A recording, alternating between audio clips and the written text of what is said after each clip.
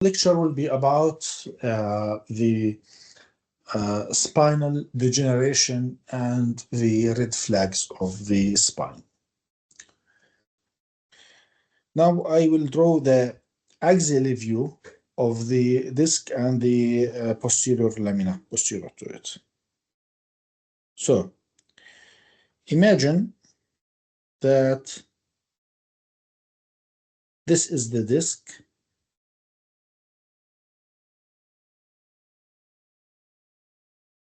Imagine this is the disc. This is the lamina.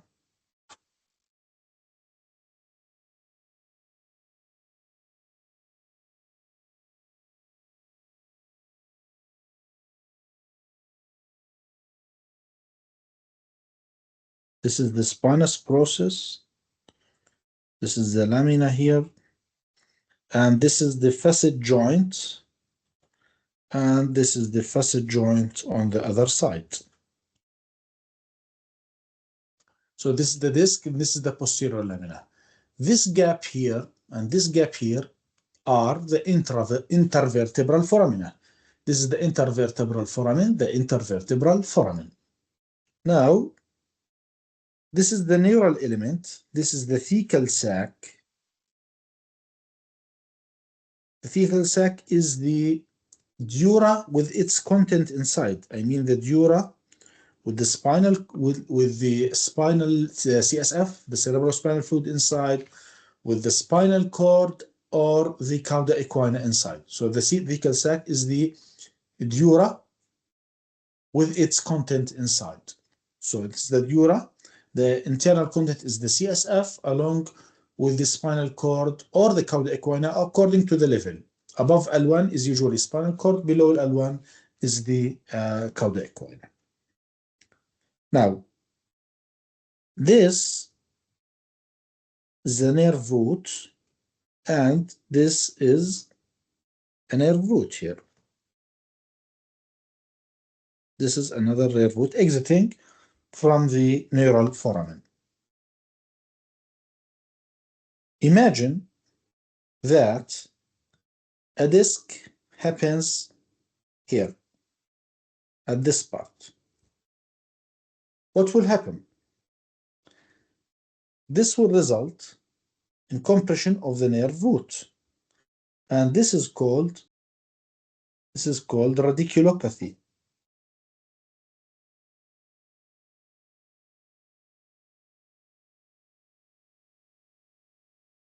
What are the signs and the symptoms of radiculopathy?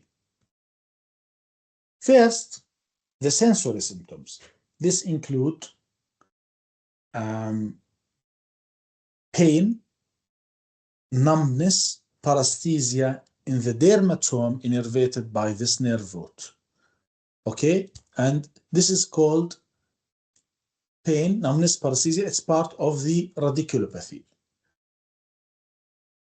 This can be called sciatica if it affects, for example, L4, L5, or S1 nerve roots. It's called sciatica.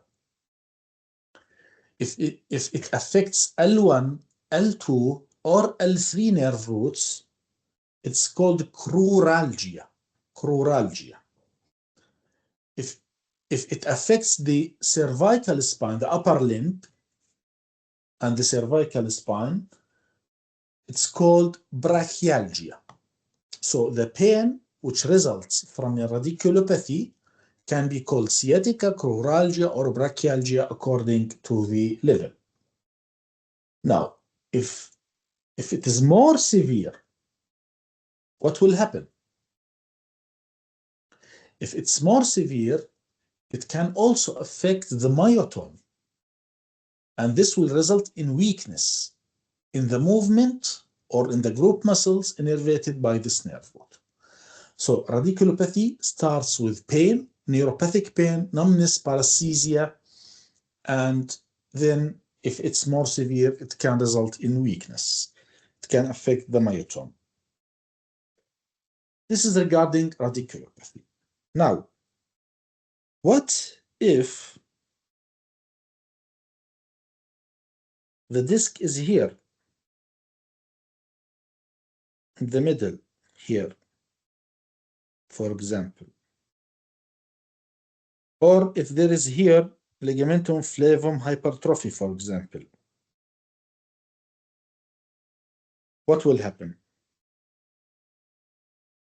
This will result according to the level. For example, if it's in the cervical or the thoracic spine, it will compress the spinal cord. And this will result in what is called myelopathy.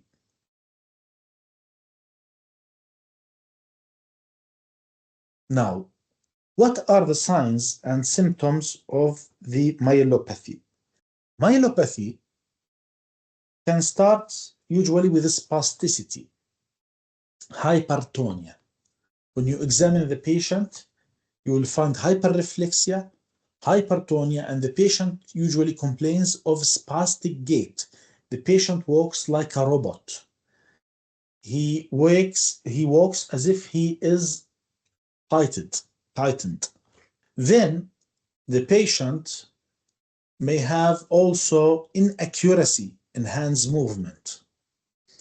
The patient may also develop what is called sensory ataxia or Rombergism. Rombergism, when the patient closes his eyes, he loses his balance. This is called Rombergism or sensory ataxia. Okay, so all those are signs and symptoms of myelopathy. Then, if the compression is more severe, it can result in paralysis or weakness below the level of injury. All those are signs and symptoms of myelopathy. Now, this is in case of chronic compression. It starts with spasticity and then Rombergism, inaccuracy in hand movement, and if it's more severe, it results in paralysis.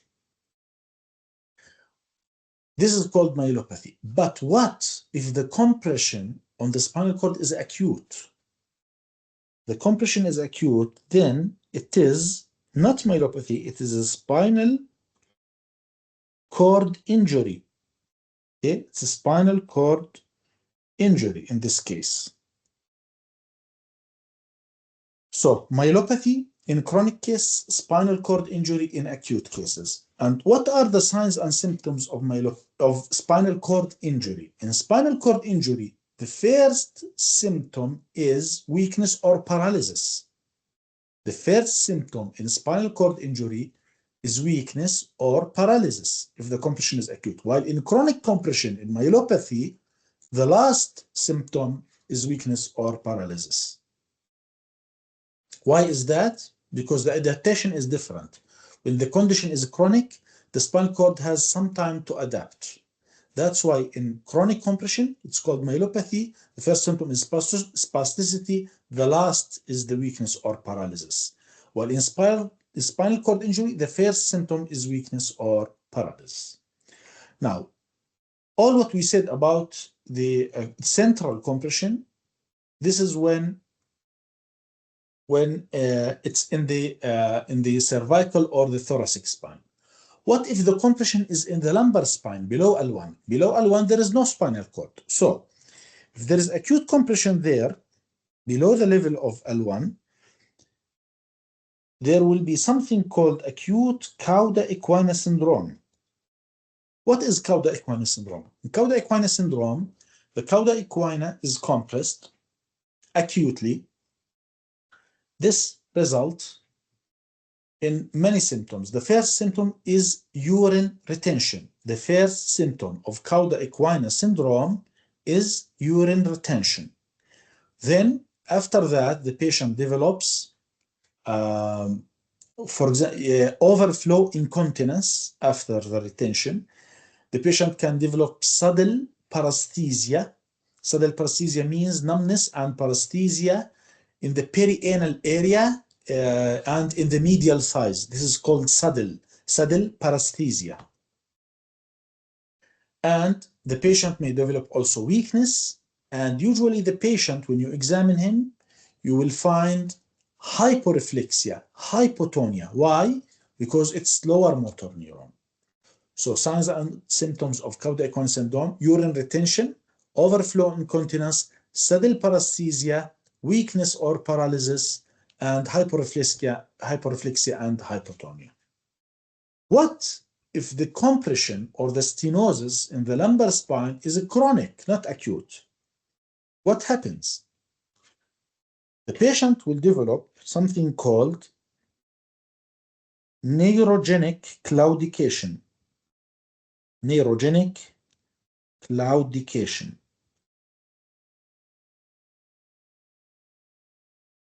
What is neurogenic claudication? As you know, claudication means that the patient walks specific distance, then the patient cannot continue walking. He needs to relax before continuing walking. And neurogenic claudication should be differentiated from vascular claudication. Vascular claudication results from peripheral vascular disease, while neurogenic claudication results from lumbar spinal stenosis. There are some differences actually. To summarize, vascular claudication is related to energy consumption. The more the muscle consumes energy, the more severe the symptoms. For example, in vascular claudication, it's more worse on the uphill. More worse when the patient walks fastly because there is more energy consumption. Okay? And the patient in vascular claudication can relax just by stopping walking, even when he is standing. Why? Because it's when he stops walking, there is no energy consumption in the muscles and in the lower limb. Okay? And the type of pain of vascular claudication is like muscle cramping, muscle crushing. And when you examine the patient, you may find some like weak pulses, delayed capillary refill, hair loss, etc., etc. You know, this is vascular claudication. While neurogenic claudication is different. Neurogenic claudication is related to the posture and the position of the patient. Why? Because when the patient has standing and back extension, the stenosis will be more severe. While if the patient flexes his back, he will have some type of relief or decreased stenosis.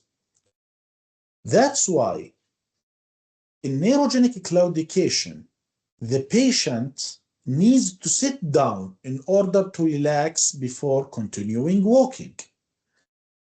The patient cannot relax while he is standing. He needs to sit down to change the position.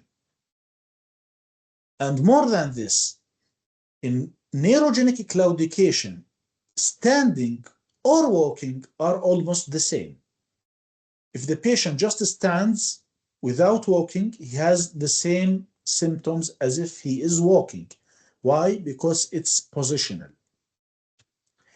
The patient with neurogenic claudication tries to flex his back in order to relieve his symptoms. You can find the patient walking while he is flexing his back. He tries also to walk while leaning over something in front of him, like a walker or a cart in a mall. It's called car chopping sign. Okay?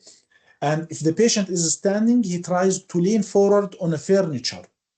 So neurogenic claudication, everything is related to the position. The patient tries to lean forward. The distance, the claudication distance in neurogenic claudication is variable. It's not the same as in vascular claudication.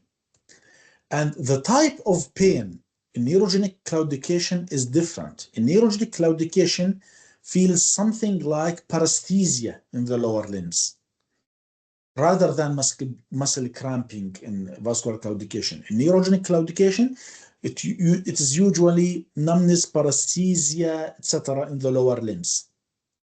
So this whole picture is different from the vascular claudication. Okay, it's a claudication, but the type of symptom it's different. So in neurogenic claudication, the patient, as we said, has like paresthesia type of pain. It's all related to the position. The patient tries to lean forward. He tries to lean on something in front of him, and the claudication distance is variable.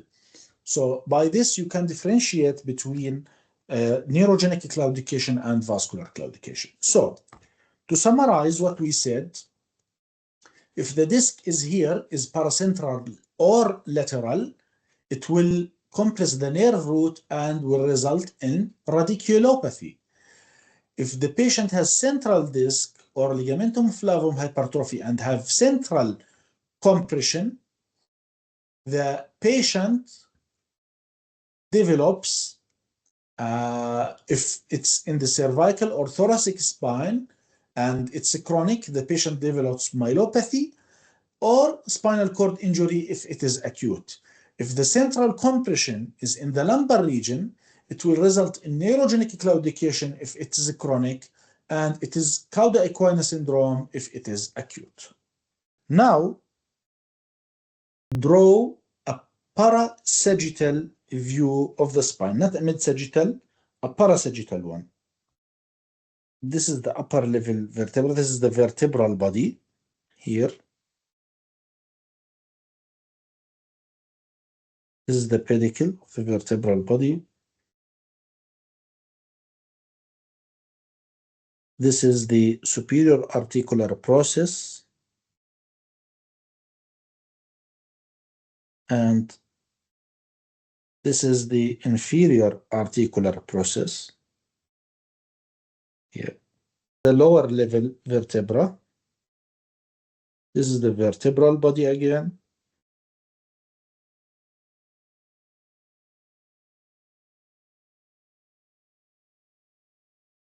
This is the pedicle here. This is the superior articular process.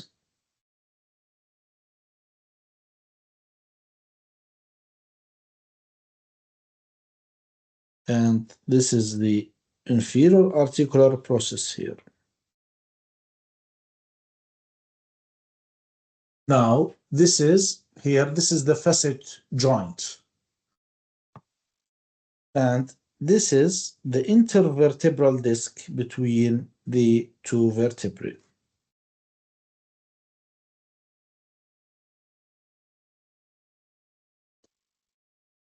Okay, so this is the upper vertebra, this is the lower vertebra, this is the intervertebral disc, this is the facet joint here, this is the pedicle, those are the pedicles, those are the superior articular processes, and those are the inferior articular processes. This is the facet joint, and this is the intervertebral foramen. Now, inside the intervertebral foramen, there is the nerve root, which exits from the intervertebral foramen.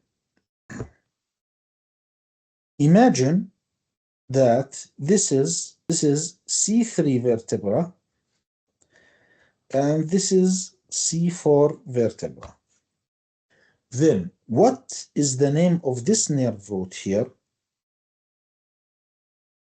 Actually, this is called the C4 nerve root. Why?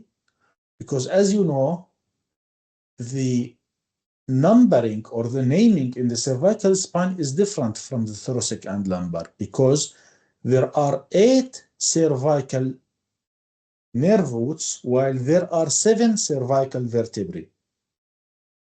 So the C1 nerve root is above C1 vertebra. The C8 nerve root is between the C7 vertebra and the T1 vertebra. That's why the nerve root in the cervical spine name follows the name of the vertebra below. That's why the nerve root which exits between C3 and C4 is called C4. And if there is a prolapsed disc here, definitely it will affect the C4 nerve root. Okay? This is regarding the cervical spine. Now we will go to the lumbar spine and see the difference. Imagine this is L3 vertebra and this is L4 vertebra. Then, what is the name of this nerve root? Yes, it is L3 nerve root. It is L3 nerve root because the naming here is normal. In the thoracic and the lumbar spine, the nerve root name follows the name of the upper vertebra. Okay?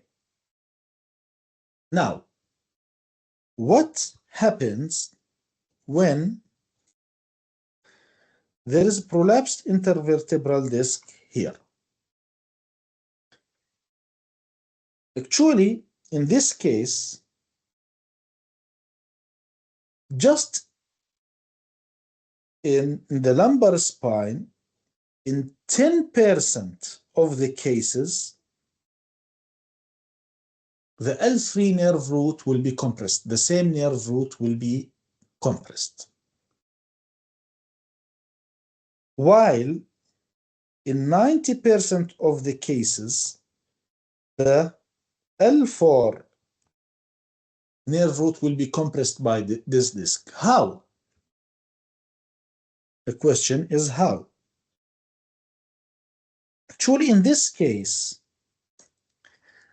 the lumbar spine, the nerve root do not exit horizontally like the cervical spine.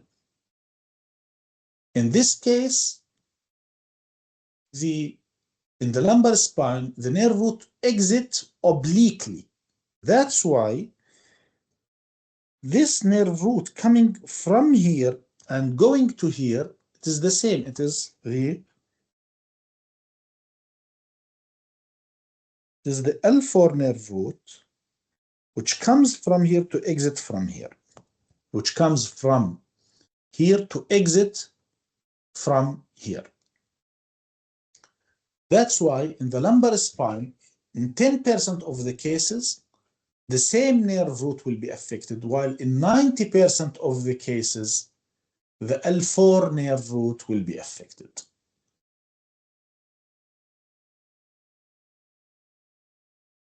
So, in the cervical spine in 100% of the cases,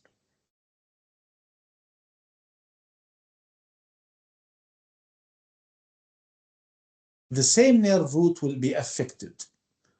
In the cervical spine, 100% of the cases, the same nerve root will be affected.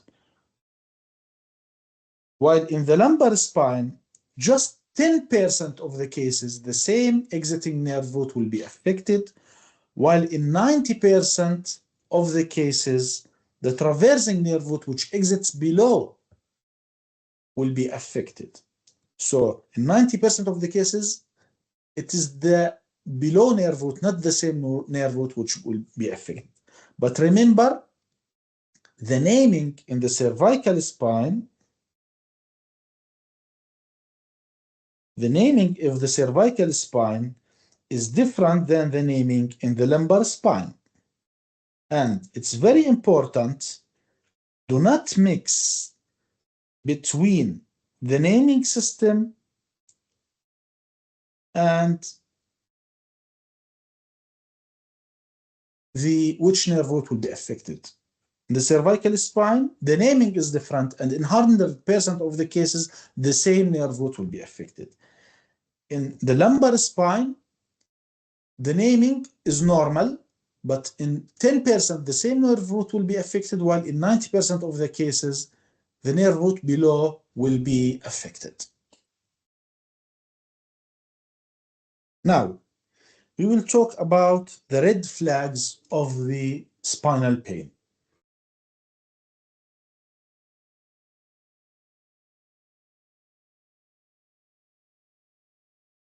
Actually, there are many red flags for the spinal pain.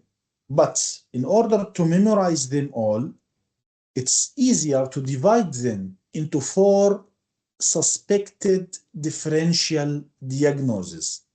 We will divide them into 4 suspected differential diagnoses. One of them is infection, one of the groups. One of them is fracture.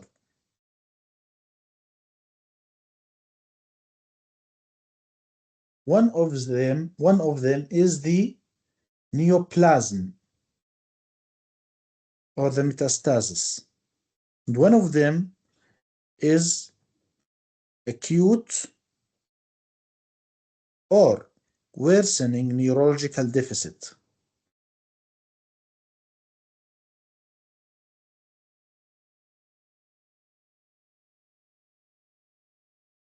What is a neurological deficit? Any loss of neural function. Weakness is a neurological deficit. Loss of sensation is a neurological deficit. Sensory level is a neurological deficit. Okay? So if it's a chronic, it's not a red flag. But if it is acute or acute on top of chronic, I mean worsening, then this is a red flag.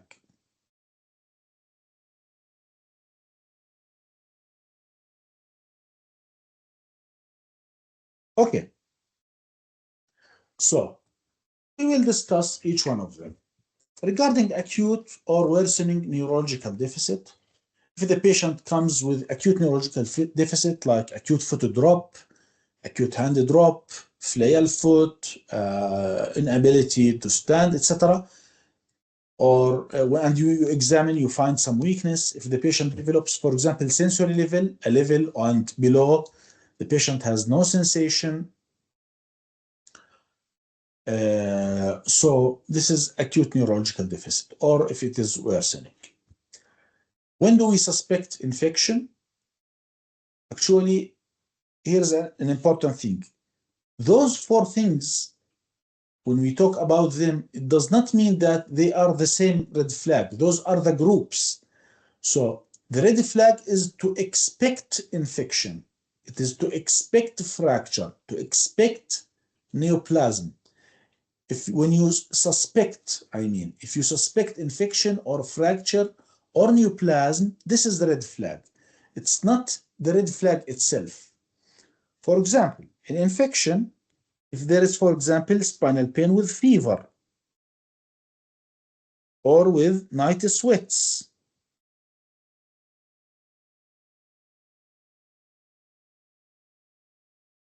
so those are red flags. In a fracture, for example, when do we expect a fracture? When we expect a fracture, if the patient has high energy trauma, or if the patient has a risk of osteoporosis. For example, old menopausal woman comes with acute sudden mid-thoracic fracture. So mostly this patient has osteoporotic fracture till proven otherwise. Okay? Neoplasm. When do we expect that the patient has neoplasm? For example, if the patient has history of cancer, the type of pain, if the patient has night pain, I mean a pain worse at the night, you expect neoplasm. Okay? So the red flag is to expect one of those 4. Okay, so what type of image we order for those patients. Actually, if you expect a fracture, you order CT usually. In others, we usually order MRI.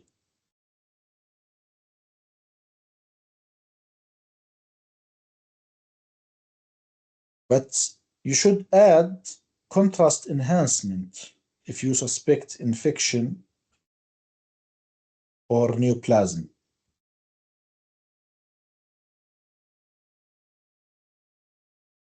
Now, how the red flag patient is different from the normal patient, is different from the other regular patient.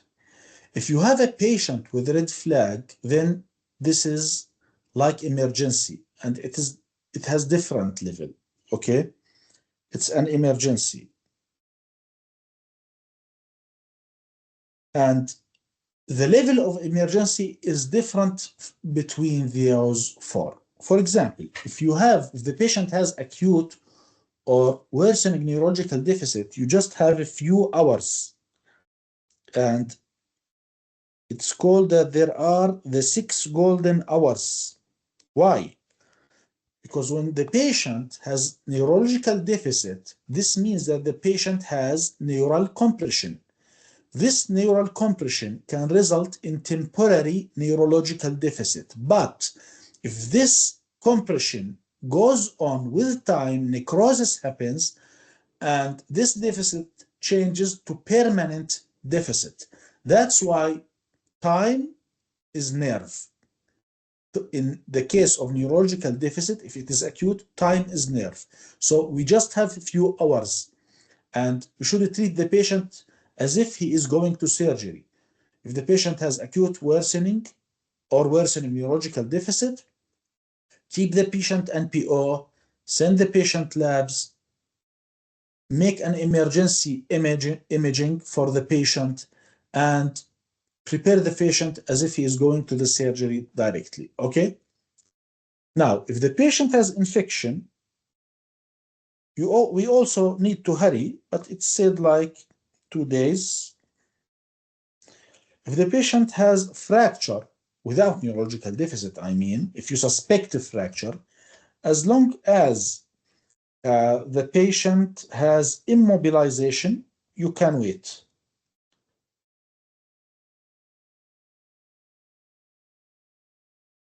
Given that the patient does not have neurological deficit, actually, if you suspect a fracture and the patient is neurologically normal, as long as the patient is immobilized, you can wait.